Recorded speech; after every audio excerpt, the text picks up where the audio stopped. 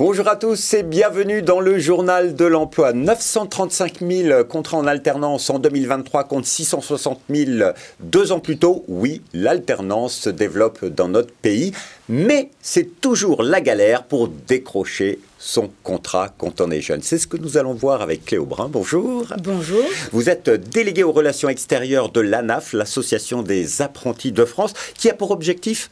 Alors, l'ANAF a 3 grandes missions. Ça va être la représentation et la défense des intérêts des apprentis, l'accompagnement de ces futurs et actuels apprentis et la valorisation des parcours, des filières, des métiers en alternance. Alors, vous êtes ici parce que vous êtes en train d'organiser jusqu'à cet été autour des apprentis, un grand tour d'information et de conseils pour les jeunes. Qu'est-ce que c'est que ce tour des apprentis? Alors, le tour des apprentis, c'est une action qu'on mène depuis plus de 6 ans maintenant. L'idée, c'est de se rendre dans les territoires, d'être dans une dynamique d'aller vers et d'aller créer des événements gratuits, ouverts à tous, pour aller aider à décrocher le contrat d'apprentissage et travailler sur les freins périphériques en invitant des partenaires pour aller parler des problématiques de mobilité, de logement, etc., etc.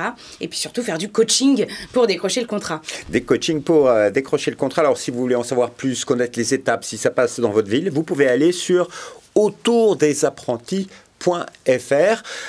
Mais plus largement, c'est pour n'importe quel contrat d'apprentissage que vous les aidez? Tout à fait, tout à fait. On représente les apprentis, mais au sens large, les alternants, donc que ce soit du contrat de professionnalisation ou du contrat d'apprentissage. Et notre objectif, voilà, c'est vraiment de les aider à chaque étape de leur parcours. Voilà. Aujourd'hui, en France, est-ce que tout va bien en matière d'apprentissage? On dit qu'il y a encore des freins, qu'il y a des points de blocage, il y a énormément, parfois, de problèmes. Ça vient des entreprises, ça vient des jeunes eux-mêmes.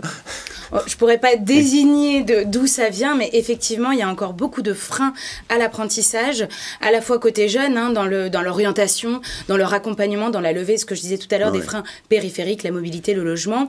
Il y a aussi ce travail d'accompagnement des entreprises aussi, à se former, à devenir maître d'apprentissage, à bien accueillir et accompagner un apprenti qui est là pour apprendre.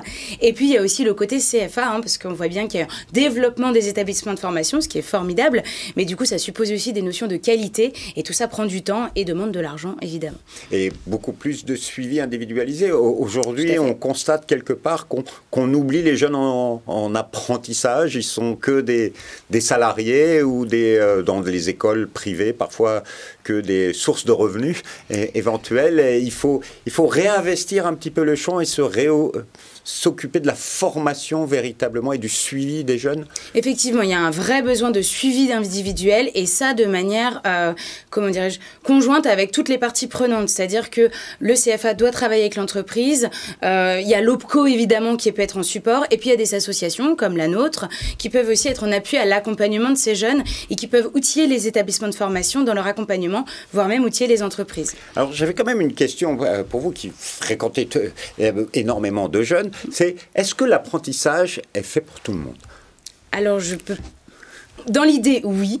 Mais non, c'est-à-dire que c'est OK de ne pas commencer l'apprentissage dès 15-16 ans parce qu'on n'est pas prêt en fait à rentrer sur le marché du travail. Nous, on propose souvent aux jeunes où on sent qu'il y a encore des petites difficultés, de plutôt aller voir une prépa apprentissage. Je pense notamment à la FEV, par exemple.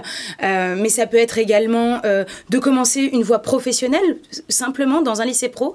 Et puis ensuite, finalement, d'intégrer le marché du travail. Parce que c'est un choc quand même pour les jeunes.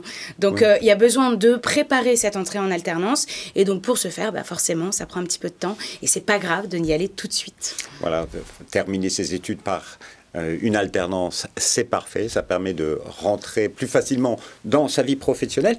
Et si on a un problème, on peut s'adresser à vous. Quelque part, vous êtes presque un syndicat. Est-ce que l'ANAF est le syndicat des apprentis? Alors non, on n'est pas un syndicat, c'est important de bien se le dire, on est bien une association d'intérêt général.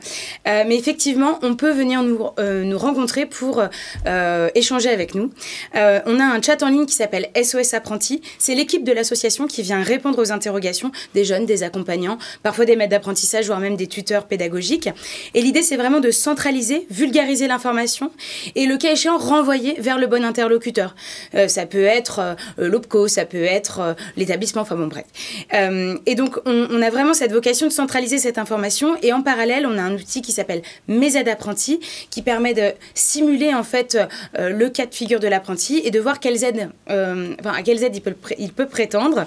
Et derrière, des aides, ça peut être des aides au logement, des aides pour financières, des aides au permis. logement, tout à fait. Donc ça peut être les aides au logement, les aides au permis, les aides à la mobilité au sens large, mais ça peut aussi être des ressources type les questions de santé mentale. Par exemple, on fait référence à l'association Nightline qui vient accompagner des jeunes qui ont des difficultés en termes de santé mentale. Voilà, donc on ouvre un petit peu le champ sur les questions des aides, parce qu'il n'y a pas que des aides financières, hein. Les freins périphériques sont bien au-delà. Alors pour les aides, c'est mesaidesapprenti.fr. Tout à fait. Donc vous êtes, vous pouvez vous occuper et informer ces 900 000 apprentis de 2023. Toutes les informations sont sur www.anaf.fr. D'une manière générale, comment vous voyez la rentrée 2024? Parce qu'il y a beaucoup de jeunes qui aujourd'hui commencent à chercher leur contrat pour l'année prochaine. Alors, on est très content parce qu'effectivement, il y a toujours cet engouement et on voit bien que tout le monde se met autour de la table pour aller permettre à ces jeunes de s'insérer sur le marché de l'emploi par le biais de l'alternance. Pour autant, et c'est pour ça qu'on mène l'action du Tour des apprentis, on se rend compte qu'il y a encore des manquements en termes d'information, d'accompagnement de ces jeunes.